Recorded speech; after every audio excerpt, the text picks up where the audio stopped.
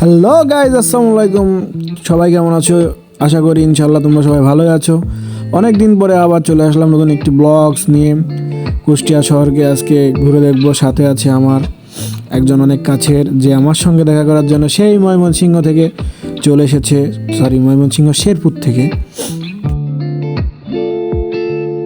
Hello guys, আজকে আমরা মোহনায় ঘুরতে আসছি অ্যান্ড পুরো 8 মাস 13 দিন পর আমার ভাইয়ের সাথে আমার দেখা। এই যে এখন আমরা মোহনায় ঘুরছি, দেখেন আপনারা ভিউটা দেখেন। প্রচণ্ড বাতাস হওয়া, এখানে আমি অডিওটা মিউট করে দিতে বাধ্য হলাম। অনেক বাতাসে নয়েজ আসতেছিল। তবে এখানকার পরিবেশটা আসলেই অনেক সুন্দর ছিল।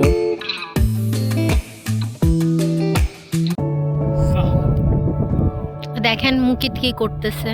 মুকিত পোজ নিচ্ছে যেন ওর সুন্দর একটা আমি ছবি তুলে দিতে পারি। ঠিক আছে, আমি আসছি এত দূর থেকে ঘোরার জন্য, ওদের সবাইকে টাইম দিব, আর ও আসছে আমারকে দিয়ে ছবি তোলাবে। এই হচ্ছে আমার দায়িত্ব গাইস।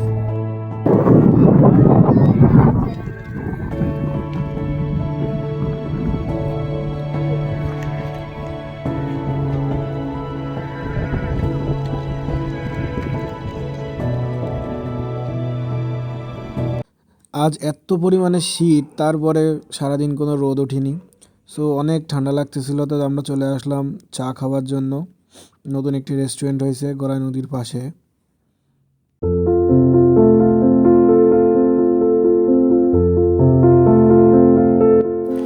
মামা আমাদের জন্য চা তৈরি করতেছে, একদম গরম গরম ধোয়া ওঠা, যেটা শীতের কালে আসলেই অনেক মজা লাগে খাইতে। আর পরিবেশটাও ভালো রেস্টুরেন্টটার। এদিকে আপু আবার বলি, এই রেস্টুরেন্টটা আবার 2 তলা, পুরাটাই বাঁশের তৈরি, বাট 2 তলা। তা আপু আবার উপরের দিকে চলে যাচ্ছে, আমিও যাব। আর এইখান থেকে পরিবেশের ভিউটা আসলে অনেক সুন্দর দেখা যায়। পুরো রেস্টুরেন্টটা এমনভাবে তৈরি করা, আসলে ভিউটা অনেক সুন্দর, বিশেষ করে 2য় তলার ভিউ। আর এই যে বসে আছে,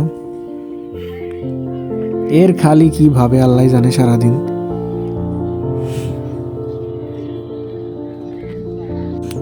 আমাদের ঘুরতে ঘুরতে হয়ে গেল দুপুর।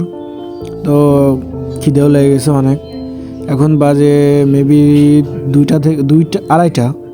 তো অনেক খিদে লাগছে, তো আমরা অর্ডার করে বসে রয়েছি। আসছি কুষ্টিয়ার নাম করা একটা রেস্টুরেন্ট, কেক স্ট্যান্ডে। এদিকে আপু বসে রয়েছে, তারও অনেক খিদে লাগছে, বাট নো ফিলিংস। তো এই যে আমাদের খাবার চলে আসছে, আমরা স্টেক অর্ডার করছিলাম।